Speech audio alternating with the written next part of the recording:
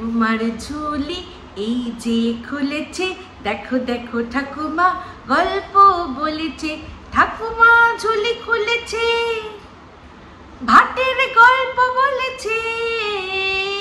ঠাকুমা ঝুলি খুলেছে, ভাটের গল্প বলেছে। ওয়েলকাম টু টক ঝাল মিষ্টি উইথ ইপসিতা। আর আমি ইপসিতা, এখানে নোগালাগালি নকিস্তি ওনলি মস্তি। তো আজকের ভিডিওর শুরুতে ইন্ট্রোডাকশনে এই গানটা কার জন্য করলাম আশা করি আপনাদের নতুন করে বলে দিতে হবে না। অবশ্যই আমাদের কিমা ঠাকুমা। তো কিমা ঠাকুমা যে কিনা এখনো এমনি ঠাকুমা হয়ে ওঠেনি, কিন্তু কাজে কর্মে ঠাকুমা।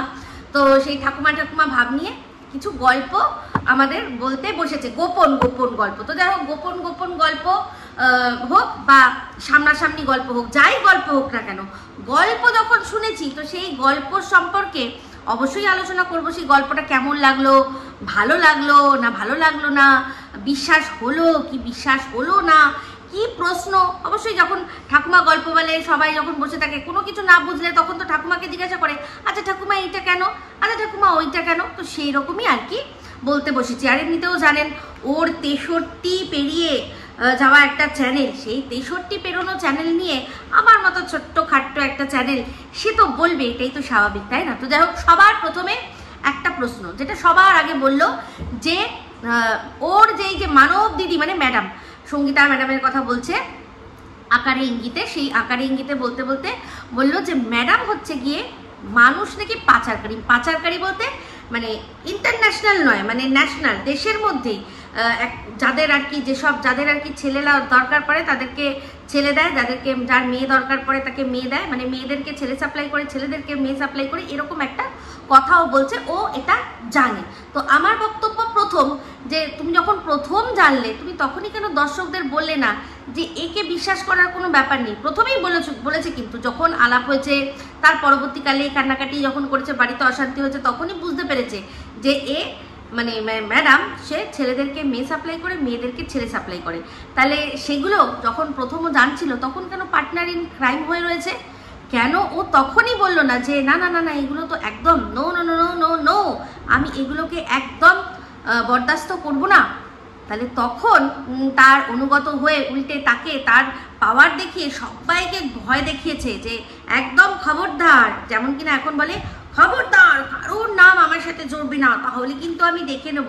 তো তেমনি ম্যাডামকে দিয়েও সবাইকে ভয় দেখিয়েছে, এই দেখো ম্যাডাম বেশি করলে না ওনাকে দেখবে কেসে কেসে জর্জরিত করে দেবো, ওনার প্রচুর ক্ষমতা। তাহলে তখন কেন বলেনি যে ইনি একজন সাধারণ মানব পাচারকারী? বলতেই পারতো।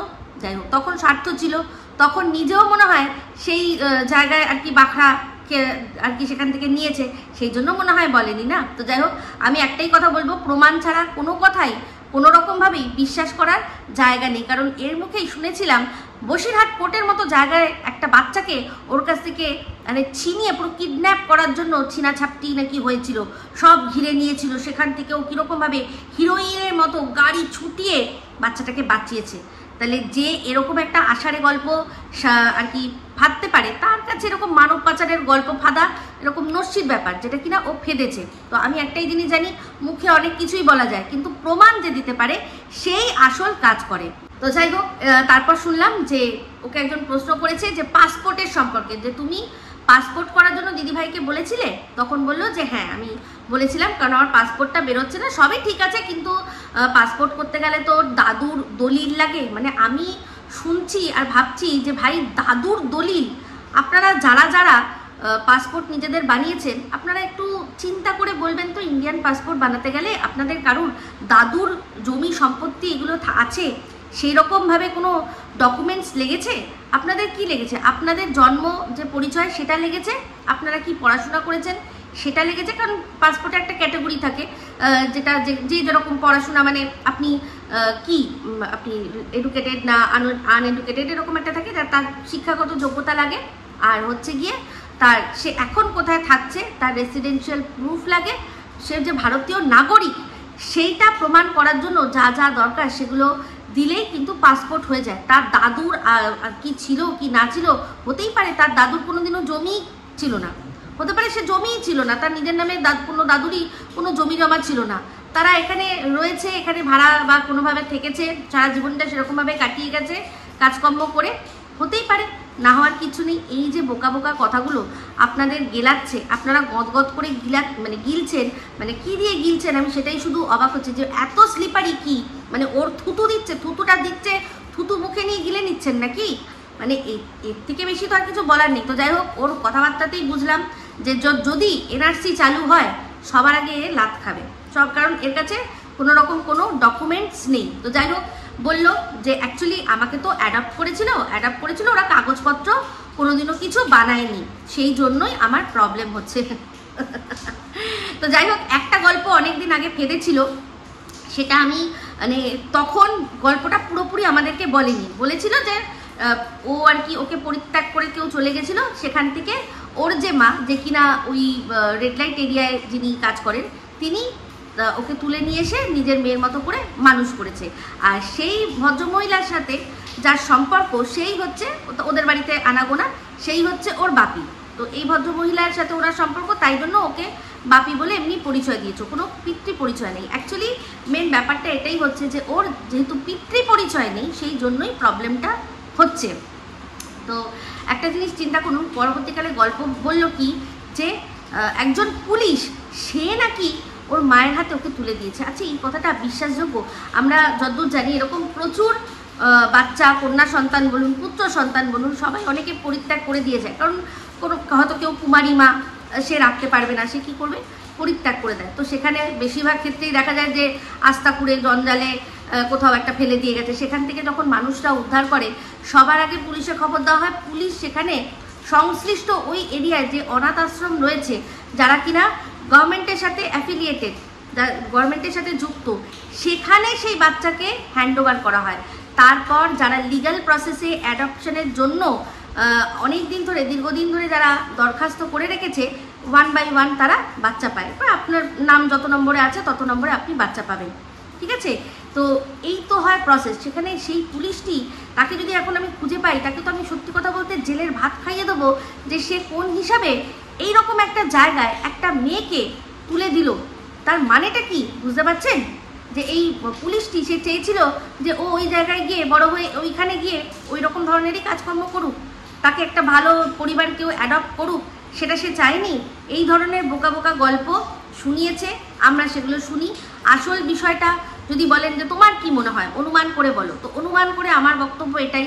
তো আমার এটা মনে হয় যে যাকেও মা বলে সেই ওর আসল মা, যেহেতু পিতৃ পরিচয় দিতে পারবে না, সেই জন্যই একটা এরকম ধরনের গল্প আর কি ফাঁদা হয়েছে, বাচ্চা যাতে না ভুল বোঝে বা কিছু বোঝে, তাই জন্য তাকে এরকম যে কুড়িয়ে পেয়েছি, তাহলে তোমার মা বাবাকে আমরা জানি না, ঠিক আছে, এরকম ধরনের গল্প বলেছে। এটা আমার অনুমান, আমি শিওর নই, ঠিক আছে? তো যাই হোক, তো ওই যে বাপি বা মা, বাপি মা তাকে এত ভালোবাসা দিল, তাহলে তারা অ্যাডপশন করে নিতে পারলো না, করে নিল না। অ্যাকচুয়ালি অ্যাডপশনের মানেই মনে ও জানে না।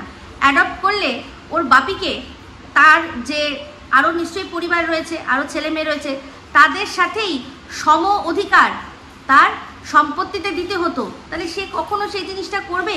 সে তো এখানে আসে, সময় কাটায়, ভালো ভালো খাওয়া দাওয়া করে, তার মাঝখানে একটা বাচ্চা, ঠিক আছে সে থাকতে পারে, কিন্তু তাকে পিতৃ পরিচয় দেওয়ার মতো অবস্থায় সে ছিল না। মেবি কে আসল বাবা সে তো মাই বলতে পারবে, কিন্তু এটাই আমার বক্তব্য, এটাই আমার মনে হয় যে অ্যাডপশান হয়নি। কারণ হচ্ছে গিয়ে অ্যাডপশান মানেই হচ্ছে পুরো দায়িত্ব নেওয়া, তার মানে কিমাকেও পুরো ওই যে ভদ্রলোক তার যে সম্পত্তি তাতে কিন্তু মেয়ে হিসাবে ভাগ দিতে হতো, সমান ভাগ, তার অন্যান্য সন্তানদের সাথে একেও সমান ভাগে ভাগিদার করতে হতো। সে কোনোদিনও অ্যাকসেপ্ট করেছে কি? তার আসল যে ফ্যামিলি তারা কি আদৌ জানে যে উনি এইরকম একটা জায়গায় এরকম একটি মেয়েকে কন্যা বলে আর কি সারা জীবন আর কি পেলেছে? তারা কি জানে?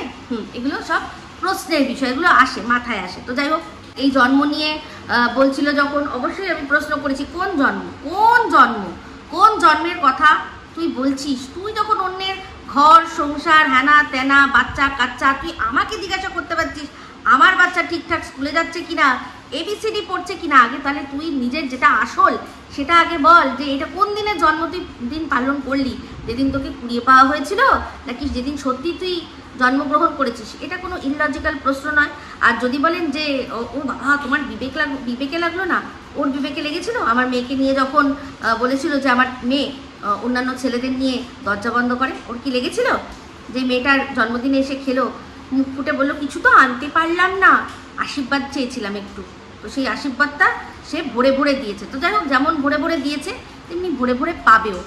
তো চলে আসি সেই জন্মদিনে দেখলাম যে বাইরের লোক কেক দিয়েছে, বাইরের লোক ফুল দিয়েছে, সব কিছু দিয়েছে, কিন্তু নিজের লোক, নিজের ছেলের বৌমা একবার এসছে, সেই কেকটা যে বাইরের লোকই দিয়েছে সেটা একসাথে কাটানোর জন্য তারা কি এসছে? একটা জন্মদিনের উইশ সেটাও যে করেছে ঠিক মতো, সেটাও আমাদের দেখাতে পারেনি। আজকে অসুস্থ ওর বর বাড়ি এসে গেছে, ছেলে বৌমা দেখা করতে এসছে, সেগুলোকে আমাদের দেখিয়েছে। তো যাই হোক, আই গেস যদি আসতো তাহলে ঠিকই দেখাতো, নিশ্চয়ই দেখাতো না। ওর মধ্যে দিখাওয়াটা প্রচুর আছে। তো সেখানে তার সোনা ছেলে, তার সোনা বৌমা এসে দেখা করবে অসুস্থ বাবার সাথে, যে আর কি ছেলে বৌমা তারা হসপিটালে যেতে পারেনি, তারা এসে দেখা করবে, সেটাও দেখাবে না, এটা হতে পারে না। তো যাই হোক, ও যেই যে ম্যাডামকে বলছে ছেলে তোমরা কি ডিপ্রেশনে রয়েছো, তোমরা মজা মস্তি চাও, তাহলে ছেলে হলে মেয়ে দেবো, মেয়ে হলে ছেলে দেবো। অ্যাকচুয়ালি কি বলতো, এগুলো না ও নিজে করেছে। ভালো করে দেখেছিলেন যে যখন প্রীতমের দরকার ছিল তখন দিশানিকে ঢুকিয়ে দিয়েছে, আর যখন দিশানিরও একটু দরকার ছিল তখন দিশানিকেও প্রীতম, মানে দুজনকে আর কি মাঝখানেও দিয়ে দিয়েছে। আর শুধু তাই দেয়নি, তার সাথে প্রোটেকশন ব্যবহার করতে বলেছে। মানে কতটা সমাজের সম্পর্কে কতটা আর কি ও সুচারু, কতটা আর কি ও জাগরুকতা। অ্যাকচুয়ালি ছোটোবেলা থেকে ওখানে দেখেছে, ওখানে তো এইগুলোর ক্যাম্পেইন চালানো হয় যে অসুরক্ষিত যৌন সম্পর্ক যাতে না করে, যাতে এসটিডি যেটা আর কি সেক্সুয়ালি ট্রান্সমিটেড ডিজিজেস বা HIV এগুলো যাতে না ছড়িয়ে পড়ে, তাই প্রোটেকশন ব্যবহার করা। তো সেই কথাই কিন্তু ও বলেছে, ও যেরকম ওকে ওর কাছে দিয়ে মানে ঢুকিয়ে দিয়েছে, একে ওর কাছে দুজনকে ঢুকিয়ে দিয়েছে, তার সাথে কিন্তু এটাও বলেছে যে তোরা প্রোটেকশন ব্যবহার করবি, ওরে কর না। সত্যি সে আবার বলে ম্যাডাম নাকি সাপ্লাই করে, ওর তো জল জ্যান্ত সাপ্লাইয়ের আমরা পুরো প্রমাণ দেখতে পাচ্ছি। আজকে এই যে সন্দীপের ইনা ডিকা সব যে তার সাথে কথা বলছিল, সাপ্লাই না করুক, ঢেকে তো রেখেছিল, আমাদের তখন জানতে তো দেয়নি। তাহলে কে বলছে এই সাপ্লাইয়ের কথা? কে বলছে? ও তো সব জানতো। এই যে সুতো বলেছিল যে আসানসোল বালির সাথে নাকি ও কথা পর্যন্ত বলেছিল, তাহলে তখন কি করে জিনিসটা করলো? সন্দীপের কি ডিভোর্স হয়ে গেছিল? তাহলে এই ছেলেকে মেয়ে সাপ্লাই, মেয়েকে ছেলে সাপ্লাই, এটা আমরা কিমার ক্ষেত্রে জলজ্যান্ত দেখেছি। তাদের একেবারে সেই কোথায় যেন মায়াপুরে নিয়ে চলে গেল, সব দেখেছি না? তাহলে যাকে আমরা দেখলাম যেরকম ছেলেকে মেয়ে সাপ্লাই, মেয়েকে ছেলে সাপ্লাই করতে, সে তো নিজের মতো অন্যকে ভাববে, এটাই তো স্বাভাবিক কথা, তাই না? ক্ষেত্রে সবই হয়েছে কি বলুন তো, দুয়ারে ইন্টু কুলুকুলু। মানে ওই জায়গাটাকেও একদম দুয়ারে নিয়ে পৌঁছে গেছে। আবার চিন্তা করে দেখুন সন্দীপের ক্ষেত্রে, পিয়ে আসবে, সেখানে যদি ম্যাডামও বলে থাকে, মানে এটা যদি সন্দীপও ম্যাডামকে বলে, ম্যাডামও সন্দীপকে বলে, ও তো তখনই বেঁকে বসা উচিত ছিল যে না না না না না না কোনো পিয়ে না। সেখানে ও আরো বেশি উৎসাহ দিয়েছে যখন দেখেছে সন্দীপের বাড়িতে মাম্মাম এসছে, দাঁত বার করে ওর প্লাস্টিকার দাঁত বার করে কি আনন্দ, সেগুলো আপনারা ভুলে গেছেন। টেপিকে কত খোঁচা, যা রে টেপি যা। তো তখন তো ওই সাপ্লাই দিয়েছিল পিএ হিসাবে ইয়ে করতে। আর ও নাকি বলে যে ও মেয়ে দেখেনি সন্দীপের জন্য, ওর বান্ধবীর যে পরিচিত একজন তার সাথে সম্বন্ধ ঠিক করেনি, সব ভুলে যায়, আসলে সব ভুলে যায়। বান্ধবীর বাড়িতে রীতিমতো এই বয়ফ্রেন্ড সেই বয়ফ্রেন্ড নিয়ে যায়। তো যাই হোক, ও যে পিউর সম্পর্কে অনেক কথা বলে, পিউ খুব বাজে। পিউর কি হয়েছে না, পিউর একটা বিয়ে হয়েছে, তারপর 13 বছরের একটা মেয়ে, তাকে রেখে তারপর ও বেরিয়েছে। তাহলে এই যে ও আবার বলে যে প্রেমিকের জায়গায় বর বরের জায়গায়, প্রেমিকের জায়গায় বর বরের জায়গায়, ছেলে মেয়ে বড় হয়ে গেলে তারপর তুমি সংসার রেখে প্রেম খুঁজতেই পারো। মানে তাহলে প্রবলেমটা কি হলো, যে পিউ যে ডিভোর্স দিয়ে বেরিয়ে এসে প্রেম খুঁজলো, সেটাতে ওর আপত্তি। পিউ যদি ওই মেয়ে যেরকম থাকতো, ও যদি বরের সাথে থেকে আরো প্রেম করতো, তাহলে মনে হয় আমাদের কিমা দিদির প্রবলেম হতো না। প্রবলেমটা এটাই হয়েছে যে পিউ কেন বরকে ডিভোর্স দিয়েছে। তো তেমনি কিমা দিদির সম্পর্কেও কিন্তু অনেকগুলো প্রেমের কথা উঠছে। মানে এই যে কাজলদানি আমরা শুনি, তারও আগে একজন সিঙ্গারাওয়ালা ছিল যে কিনা সিঙ্গারা খাইয়ে দিয়েছে, যার নাকি বয়স অনেক ছোট।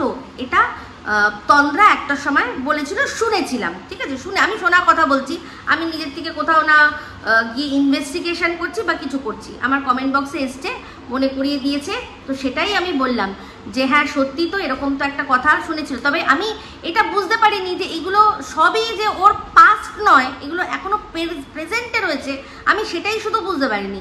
সবই মানে এই, আর সত্যি কথা বলতে সিঙ্গারাওয়ালা আলাদা, কাজলদানি আলাদা, সেটাও কিন্তু জানতাম না। তাহলে দেখুন, ওর বর আছে সিঙ্গারাওয়ালা হলো, এদিকে হলো কাজলদানি, আবার সুজাতাদির মুখে শুনেছি যে এক গড়িয়ার চাল ব্যবসায়ী। তাহলে এতগুলো মানে তারও তো 3টে অলরেডি বয়ফ্রেন্ড, একটা তো নয় 3টে অলরেডি বয়ফ্রেন্ড। তাহলে কি করে ও পিউ সম্পর্কে আঙুল তুলতে পারে? তো ওর বক্তব্য অনুযায়ী পিউ তো মোটামুটি 13 বছরের মেয়ে, মানে যথেষ্ট বড় মেয়ে, যথেষ্ট বড় করে দিয়ে তারপর ও যা করার করছে, তো অসুবিধা তো কিছু নেই। তাহলে কেন মানে যদি ওকে সবাই মেনে নেয় তাহলে পিউকে কেন মেনে নেবে না? ও মানে সংসারে থেকে বরকে রেখে তারপর নষ্টামি করলে তবে মানা যাবে। বরকে ডিভোর্স দিয়ে নিজের জীবন নিজের মতো করে আবার বেছে নেওয়া, সেটাতে ওর আপত্তি, কারণ ওটাও করতে পারিনি। তো শুনেছি চেয়েছিল, কিন্তু যার সাথে চেয়েছিল সে সঙ্গ দেয়নি, সেই জন্যই তো ওর ফোকলাকে এত পছন্দ। আহারে এরম একটা ফোকলা পেলে আমি কোথায় না কোথায় চলে যেতাম তার হাত ধরে। বাপরে বাপ, কি চয়েস।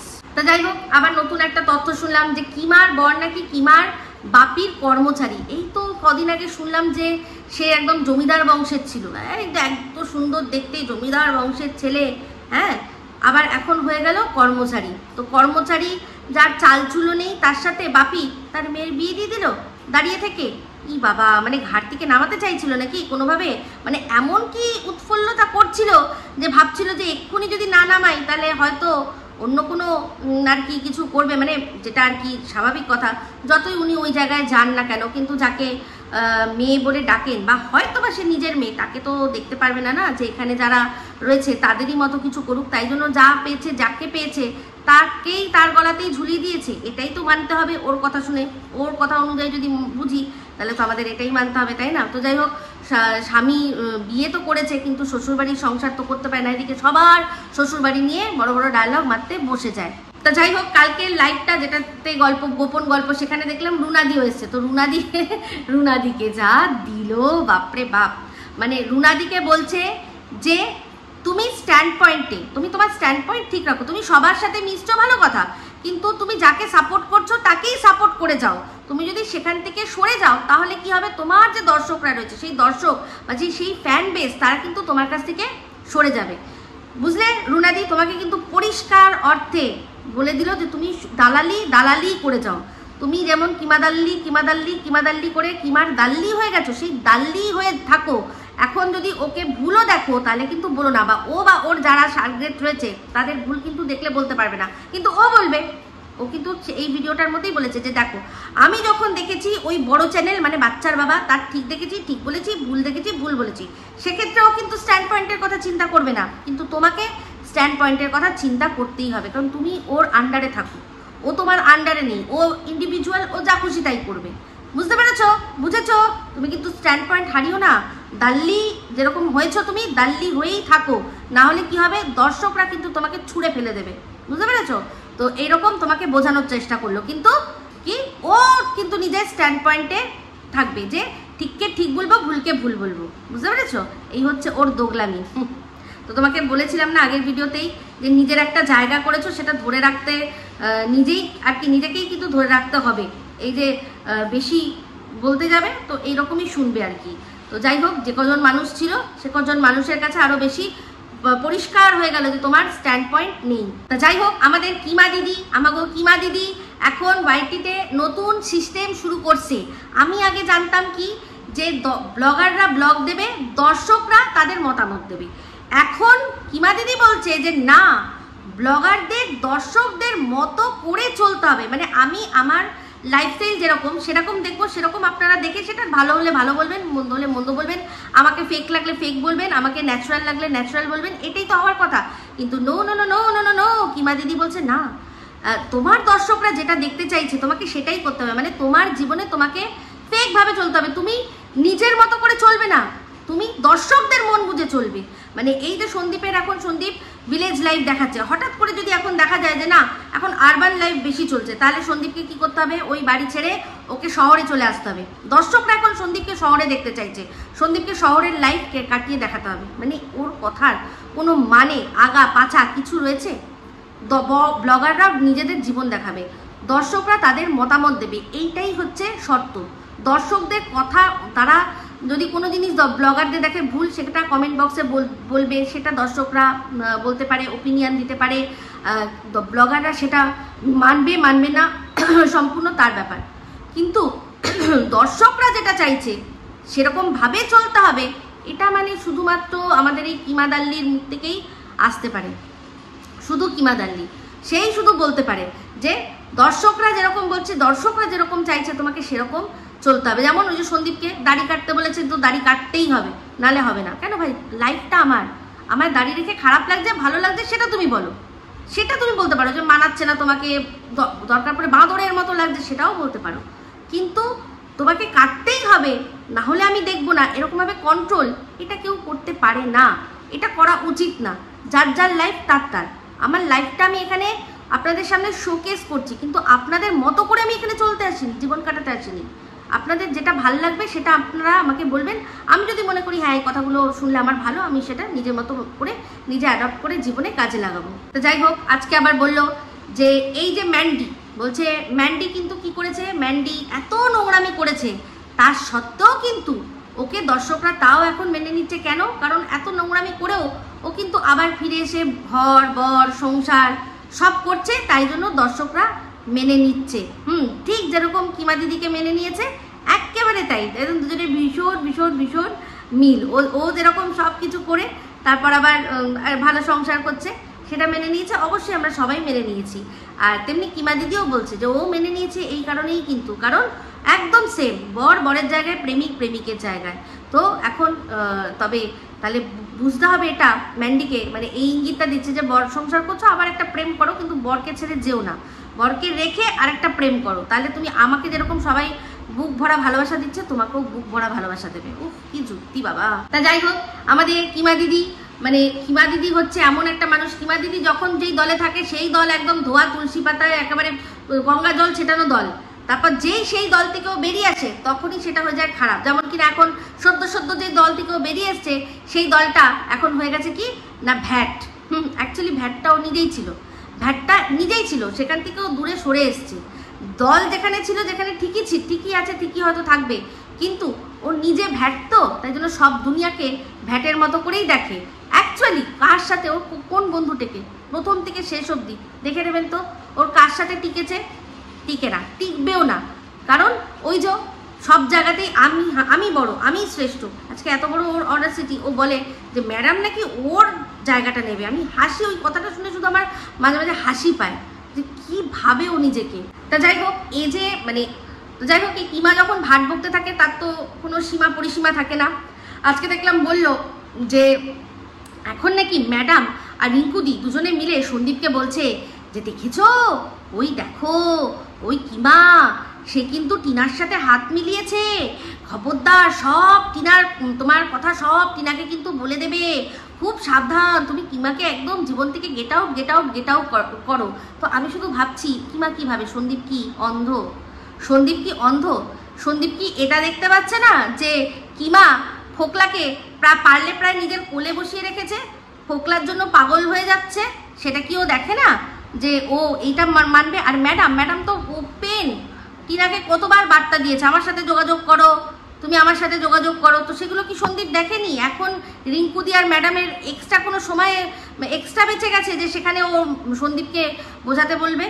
কি অবস্থা! যেই ফোকলা আজকে সন্দীপের জীবনের এই অবস্থার জন্য অনেকটাই দায়ী, পুরোটা না হলেও অনেকটাই দায়ী। তার সাথে এখন তার প্রাণের দিদি, পাতানো দিদি এত পীড়িত করছে, সেটা দেখে ওর মনে কিছু হবে না, কিন্তু ম্যাডাম বলবে যে তুমি এসো টিনার সাথে হাত মিলিয়েছে, সেটা বলবে, আর সেটা শুনে আর কি সন্দীপ অবাক হবে। কোনো অবাক হওয়ার কিছু নেই, সন্দীপ ভালো করে জানে যে ফোকলার সাথে হাত মিলিয়েছে টিনা তার সাথে আর জীবনে কোনোদিনও হাত মেলাবে না। কারণ এই ফোকলা টিনার যা ক্ষতি করে দিয়েছে সেটা অপূরণীয়। হ্যাঁ, সন্দীপের সাথে সংসার, তাতে অশান্তি, অনেক কিছু হতে পারে, কিন্তু যেভাবে এই 1.5-2 বছরে এই ফোকলা যেভাবে টিনাকে ইউজ করেছে, আর তারপর তার সাথে স্বার্থ চটাতে যেভাবে ওকে ধুলোয় মিশিয়েছে, তার নিজের বরও সেটা করতে পারেনি। এটাও কিন্তু আমরা জানি যে ওদের তো বিয়ে হয়েছে, তো সেও একটা বর। তাহলে সেকেন্ড হাজব্যান্ড, সে অবৈধ হোক বা যাই হোক, সে যা দিয়েছে ওকে, বলে না দুশ্মন না করে দোষ নেই ও কাম কিয়া হে, একদম তাই। সন্দীপও অতটা দিতে পারেনি যেটা ফোকলা ওকে দিয়েছে। আর সেটা আমি বলেইছিলাম, আমার প্রেডিকশন ছিল যে তুমি দেখো যা যা সন্দীপের ওপর লাগাচ্ছ অ্যালিগেশন, সব তোমাকে ফোকলা ফিরিয়ে দেবে। আর সেটা হয়েছে, সেটা কেউ না জানুক, টিনার মন জানে। তা যাই হোক, দেখলাম কালকে লাইভের মধ্যে ওর বান্ধবী, যার বাড়িতে আর কি চক্র বসায় বা একটার পর একটা বয়ফ্রেন্ড নিয়ে গিয়ে যে একদম হানি চক্র বসায়, সেই বান্ধবীও এসেছিল, এসে বলছে জানিস জানিস জানিস সবাই বলছে আমি বলে কি পরকীয়া করি। সেটা শুনে কি হাসি, প্লাস্টিক কথা বন্ধ করে কি হাসি, বলছে তাই এ বাবা তোমরা জানো ও তো বরের সাথে শোয়, ও তো বরের সাথে রাত্রে শোয়, ও কি করে পরকীয়া করবে? ওমা তাই নাকি রে, বরের সাথে শুলে পরকীয়া করা যায় না? তাই তাহলে টিনা, মন্দিরা, আরো অনেকে, এই যে তোদের নদিয়ার যে টুনি দি আছে, তারপর তোর যে কাবলি দি আছে, তারা যাদের বাড়িতে যায়, বাড়ি বাড়ি গিয়ে যে মানে মীমাংসা করায়, তার সেসব বউগুলো কি বরের পাশে শুয়ে করেনি পরকীয়াগুলো?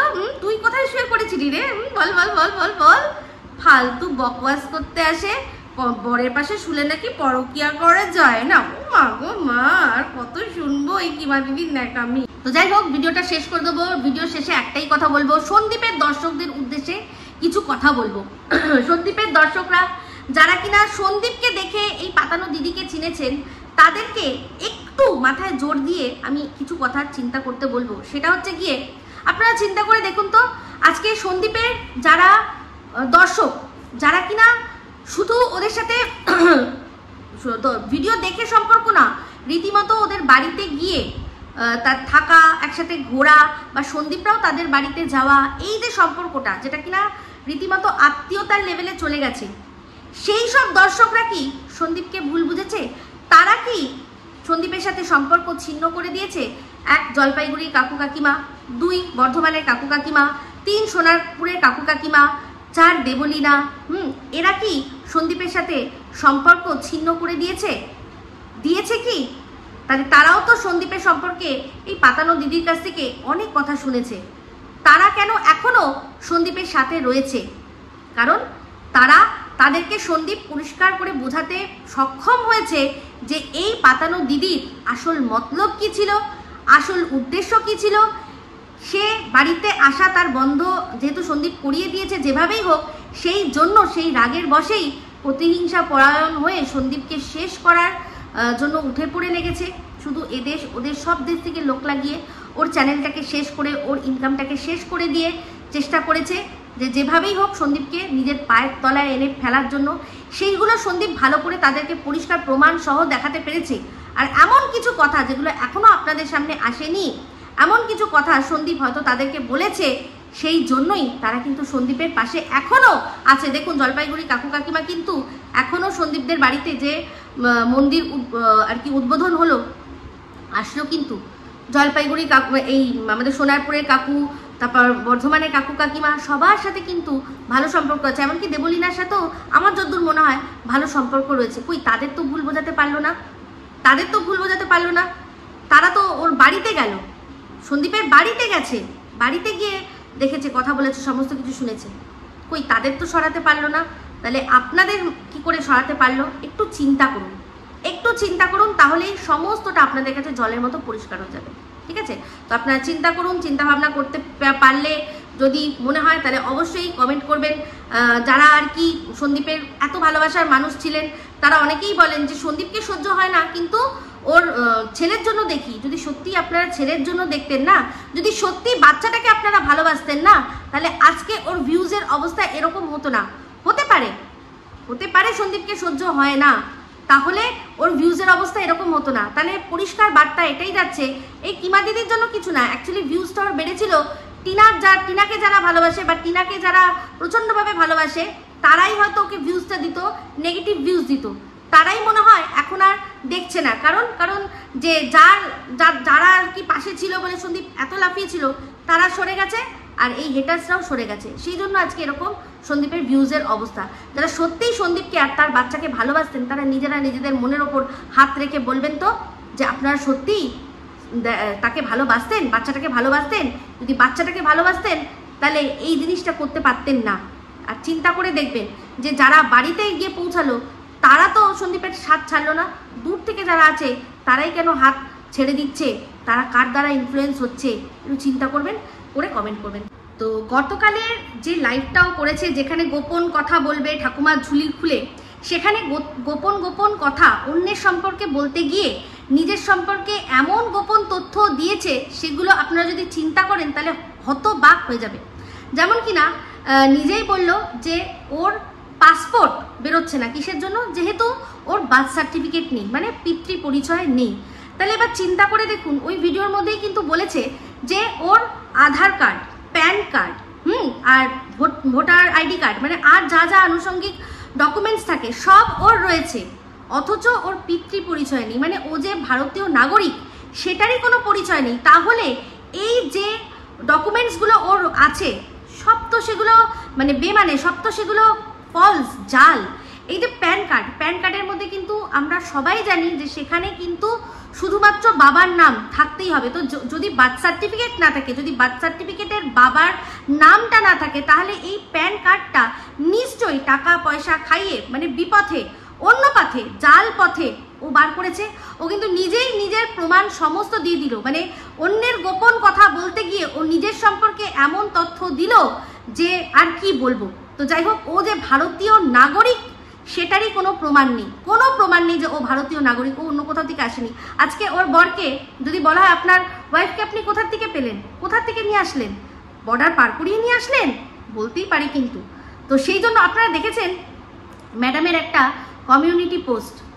এই যে ম্যাডাম মাঝে মাঝে বলেন না যে বাংলাদেশের জন্য অনেকের খুব আর কি কষ্ট হচ্ছে, খুব কষ্ট হচ্ছে, তাই না? তাহলে বুঝুন কথাগুলো, মানে সব আপনাদের সামনেই রয়েছে, কিন্তু খুব ভালো করে যদি বোঝেন তাহলে বুঝতে পারবেন। আজকে যে সময় অপারেশন সিন্দুর হচ্ছে সেখানে এই কিমার চ্যানেলে মোদি দাদু করে খিল্লি করছে কারা না, অনেক বাংলাদেশি আর কি ভিউয়ার্সরা, তারা মোদি দাদু বলে খিল্লি করছে। যেই বাংলাদেশ প্রকাশ্যে পাকিস্তানকে সাপোর্ট করছে ভারতের এগেনস্টে, যে বাংলাদেশের এখন যে শীর্ষে যিনি বসে আছেন তিনি বলছেন যে 7 সিস্টার আমাদের দ্বারা ল্যান্ডলক, আর আমরা কি না মহাসাগরের রাজা। এই যে এত বড় ডায়লগ দিচ্ছে, যেটার জন্য আমাদের দেশ কি করলো, ল্যান্ডলক ওদের করে দেখিয়ে দিল। তো সেক্ষেত্রে কি হলো, আমাদেরও তো দেশের যারা ব্যবসায়ী তাদেরও তো ক্ষতি হলো, কিন্তু সেই ব্যবসার ক্ষতিটা মেনে নিয়ে তারা সরকারের সাথে সহযোগিতা করেছে। কারণ এত বড় একটা দুঃসাহসিক কমেন্ট পাস করার জন্য, বুঝিয়ে দেওয়ার জন্য যে আমাদের কেউ কোনো দিক দিয়ে লক করতে পারবে না, আমরা যেমন ছিলাম তেমনি আছি, উল্টে আমাদের সাথে যারা বন্ধুত্ব নষ্ট করবে তাদের ক্ষয়ক্ষতি হবে। কিন্তু ও বোঝাতে চাইছে কি যে বাংলাদেশের সাথে যদি আমরা আপোষ না করি আমাদের ক্ষয়ক্ষতি হবে। তাহলে এই জিনিসটা কার ভেতর থেকে আসতে পারে? ও নিজের রক্তের কথা বলে না, তো রক্তের রং সে নিজেই দেখিয়ে দিচ্ছে। তো আমি শুধু ভগবানের কাছে একটাই জিনিস প্রার্থনা করব, যে যেই দেশ সব কিছু দিল, সেই দেশের যখন দরকার পড়লো সেই দেশকে নিয়ে খিল্লি করার জন্য পাশের দেশের সাথে যে হাত মেলালো, তাকে ভগবান তার সঠিক জায়গাটা দেখাক। এই যে বলা হচ্ছে এনআরসি চালু হবে, তার সেই সময় ও আসল বুঝুক যে কার নুন খেয়েছে আর কার গুণ গেয়েছে। তখন দেখবেন, তখন কিন্তু পাশের দেশ থেকেও যদি লিগাল ডকুমেন্টস না থাকে নিতে পারবে না তারাও। বুঝতে পেরেছেন? তো যাই হোক, এই কথাগুলো আমি বললাম, আপনারা চিন্তা করে দেখবেন যে এই যে কতটা বড় জালসাজ।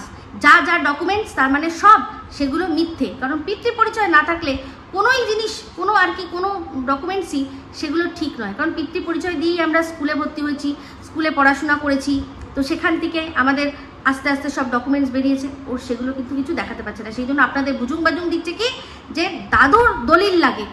আপনারা সত্যি মানে এই যে পাতাখোর বলে, আপনারা সত্যিই পাতা খেয়ে থাকেন নাকি? আমাকে পাতাখোর বলে, আপনারা মনে হয় পাতা চেবেন আর জাবর কাটেন করে ওর হয়ে। চিন্তা করে দেখবেন, যে ভারতীয় নাগরিকই ও আদৌ কি না সেটা নিয়েই সন্দেহ।